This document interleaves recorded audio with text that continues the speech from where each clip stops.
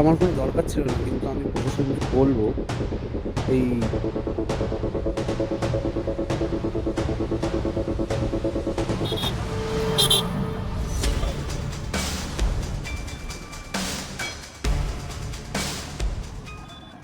আমার কোনো দরকার ছিল না, কিন্তু আমি প্রশাসনকে বলবো এই যে বিপর্যয়টা আগামী দিনে আসতে চলেছে সেটা যেন আগের থেকেই তার জন্য পরিস্থিতি এবং ব্যবস্থা নেওয়া দরকার।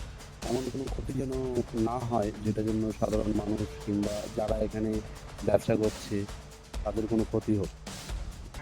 বন্ধুরা, এই ব্রিজটি হচ্ছে একটি অত্যন্ত জনপ্রিয় ব্রিজ, আমাদের হাসনাবাদ ব্রিজ, যেটার সাথে সুন্দরবনের কানেকশন খুব ওতপ্রোত। এখান থেকে প্রতিদিন লক্ষ লক্ষ মানুষ যাওয়া আসা করে, গাড়ি যাওয়া আসা করে, কিন্তু ব্রিজটার এই বেহাল দশা আজ।